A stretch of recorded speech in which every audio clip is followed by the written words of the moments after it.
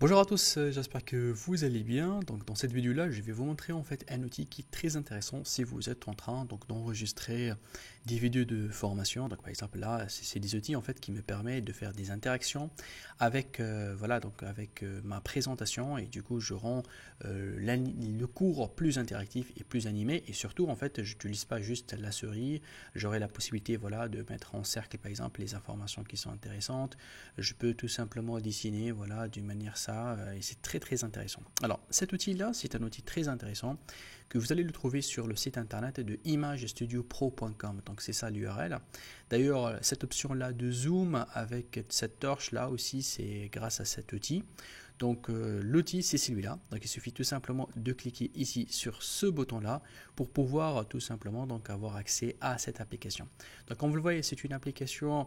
Donc il y a la version gratuite qui vous donne plusieurs options, déjà la torche, le fait de dessiner des flèches en fait et des traits avec l'application, ils sont toujours gratuits, mais vous pouvez tout simplement passer à l'application payante qui va vous permettre d'avoir juste avec 4 dollars, en fait, ça va vous permettre d'avoir l'accès à la totalité des fonctions. C'est un seul paiement. Moi, je pense que c'est très très intéressant.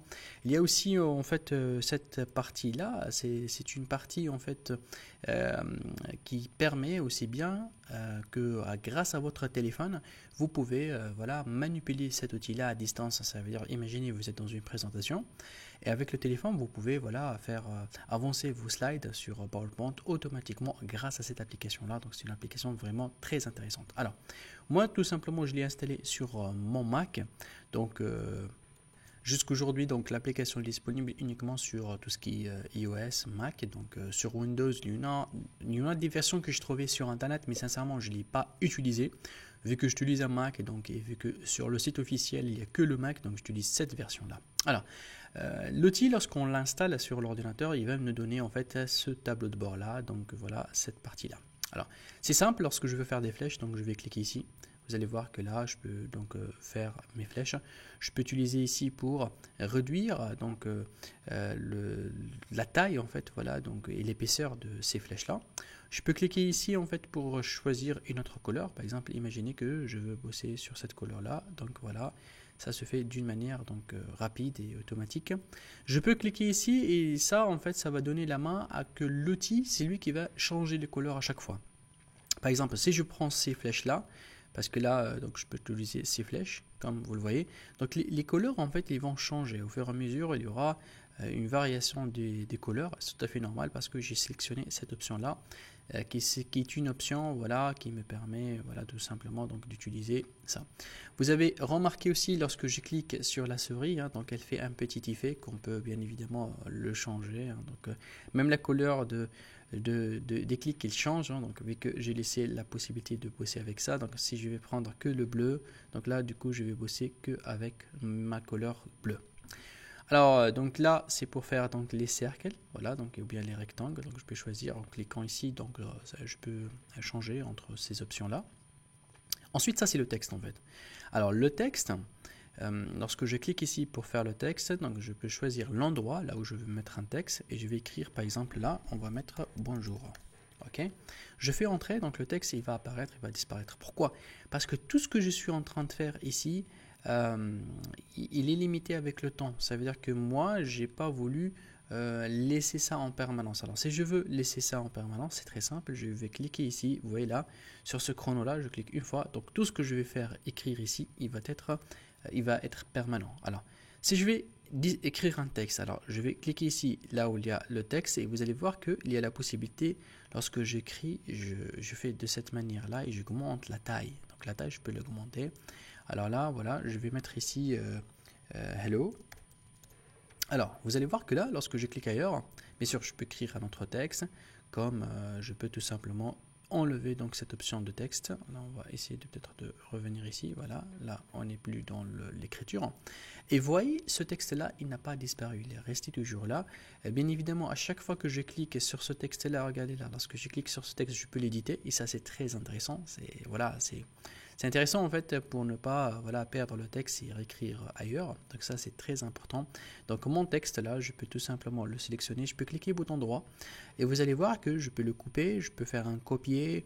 Je peux voilà donc changer donc la police, je peux voilà faire plusieurs autres informations dedans. Si je vais faire copier, et là je vais resélectionner le texte une autre fois, et là je vais écrire ce texte là, on va cliquer bouton droit, on peut coller ce texte, donc ce texte là comme vous le voyez, l'option copier-coller elle fonctionne, et ça c'est très intéressant, surtout si on a un paragraphe qui est long, qu'on veut l'écrire en même temps qu'on est en train de discuter, d'expliquer donc ces données là.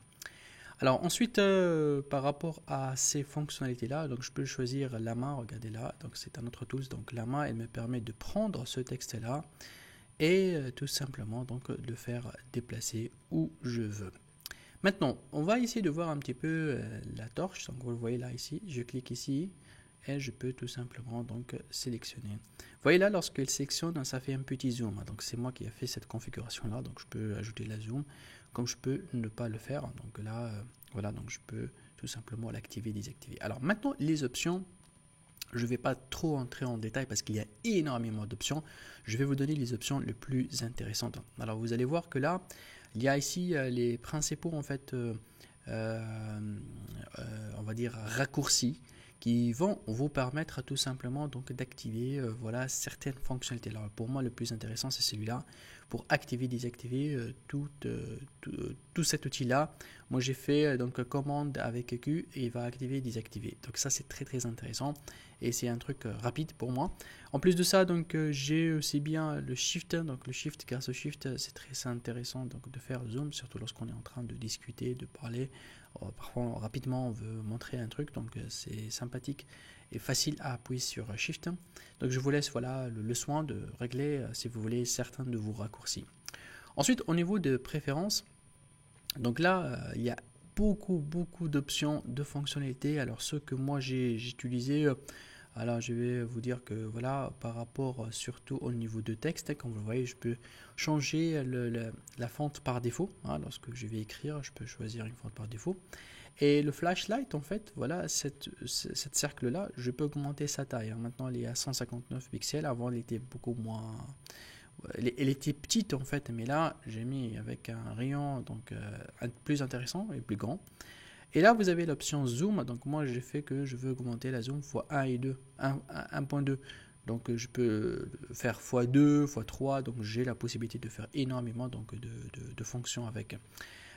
Donc ça en fait voilà comme vous le voyez donc c'est un petit peu là aussi par exemple par rapport aux animations donc du clic, si je fais circulaire, regardez lorsqu'il clique et fait de cette manière là, donc manière circulaire, ça c'est platé, donc vous voyez ça c'est circulaire, ça c'est bon, vous êtes libre donc de choisir donc l'option qui vous intéresse, hein. Donc moi je peux laisser circulaire.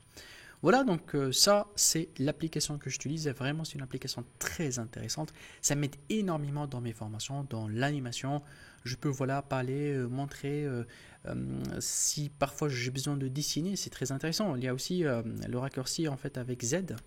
Avec Z, en fait, il me donne directement un fond blanc. Et ça, c'est intéressant. Hein, si je veux, par exemple, là, dessiner des choses. Là, on va essayer de faire, par exemple, quelques données. Bon, il faut lever la main. Voilà. Et là, par exemple, je peux sélectionner, je peux parler, je peux expliquer. Voilà, donc je peux faire voilà, des informations, des données, etc.